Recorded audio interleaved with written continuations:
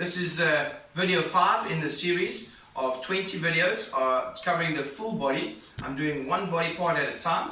That way you can take your time to get comfortable with the basic trigger release, the self trigger release of per muscle group, or per muscle, sorry. So this is number 5. So we've done the quad, we've done the hamstring, we've done the adductor, and we've done the calf. So video number 5, we're going to focus on the tibialis anterior, this front muscle here. Very important muscle, as they all are. I'm going to say that every time I do a video because I find every single one of our muscles are very important. Some a little bit more, but they're all very important. So the tibialis anterior, what I call it the anterior tips, very important muscle for walking and running, of course, but walking is very important. We do that all the time. And if you've been to the mall on a rush hour, end of the month shopping spree, I guarantee you the next 2 days, you're like, oh, why is my shin so sore?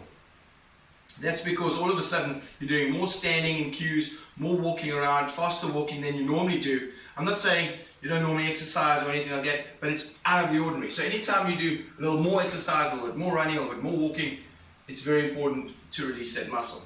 How are we going to do that? There's a few different ways. I've shown you the lying down way in the previous video with the calves. So you could use that technique as well, lying on your back, grabbing hold of the muscle and working the foot. But I'm going to show you the standing one as well as the tools that we're going to use. Again, the tools, as with all the videos, are going to be the same. Your basic tools are your basic foam roller. There's different sorts, but they all do the same thing effectively. And then also we're going to use a cricket ball. You can use a hockey ball or a trigger ball. Again, you can put the ball in the gym towel so that you don't mark the wall if that's what you want to do, or in a sock. And then also, when working on the skin, it's good to use a little cloth because that way you can actually get a better grip on the muscle. Fantastic. So the first trigger point we're going to do is using the cloth on the anterior tibialis. We're going to stand against the wall. I like to stand against the wall. You can do it like this as well, standing like this, holding it. But I just find that why put unnecessary strain on your body when you don't have to? Standing against the wall, you know you can be more relaxed. And the best thing about self-triggering is being as relaxed as possible. When I'm triggering my clients, they can be nice and relaxed. Lying on a bed, they don't have to worry about too much. I do all the work. Now, you're going to be doing the work for yourself. Very important to be as relaxed as possible, to get that work to mean as much as possible. Now, leaning against the wall, remember, always the supporting leg, nice and a little bit of a bend so that you're supporting yourself with the muscle and not with the joints, right? This leg, bring it up like that, nice and relaxed. Cloth in the front so that you're wrapping your hands around onto that anterior tib muscle. So this muscle here, you get your shin bone here and the muscle's just on the outside of that. So, again, back into your position, nice comfortable, lean against the wall, a little bit of a bend in the knee. This leg's nice and bent. Trying to keep your back nice and straight. If you're finding you're bending over too far, just bend your knee a little bit more, leaning against the wall. Then you just grip hold of the muscle. Always a little bit of a wiggle to get into the fiber, and then work the foot backwards and forwards. A little bit of a wiggle, work the foot backwards and forwards. A little bit of wiggle, work the leg backwards and forwards. This is a really nice technique. Gets really nice in there, and you can try around just a few triggers all the way there. Fantastic. Very, very nice. Very good technique. Right, as I said, you can do the lying down one. I'm going to show you the seated one. Again, I like to use a stability ball because for me, it's good to work my nice and big core, and then you can also be nice and mobile. It's more flexible than a normal chair, but you can use a normal chair if you don't feel comfortable on a stability ball, which a lot of people don't. Then you put your leg up, sorry, there. Oopsie. You see, that's why it's not so great. Okay.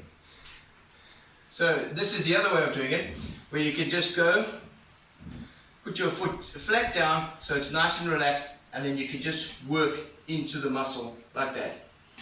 Otherwise, you can hold on to it and do a bit of a movement like that. Fantastic. Now, we're going to add the equipment. We're going to add the use of the equipment now. So with the equipment use, you want to use a chair, okay, a nice flat chair, because you need something stable. You're going to put your cricket ball on the chair. This chair doesn't have a backrest, it's just like a little table chair thing. So I'm just using it because it's just small, it's easy to move around for the studio purposes. So what we're going to do, put the ball on the wall, the ball on the chair. If you use a chair with a backrest, great, you can hold onto the backrest. If you don't use a chair with a backrest, get it close to a wall. Always make sure you've got nice stability. Again, the supporting leg, nice and relaxed. So you just gently in there. You don't want to put too much pressure. You can hold on to the wall. Then what you can do is just a bit of backwards and forwards in there. And when you feel a nice spot, then you can work the foot. Plantar and dorsiflexion. A little bit backwards and forwards, plantar and dorsiflexion. A little bit plantar. Okay. If you feel the ball's a bit slippery, then this is a good time to use the ball in the towel. Or if you don't have the ball in the towel, you just use a towel, cover it with the towel like that, and straight away, much better. It gets a lot deeper in, and when you do the movements, right in there, very good. I've got a chair that's a smooth surface. If you get a chair with a cushion surface, the ball might stick a bit better as well.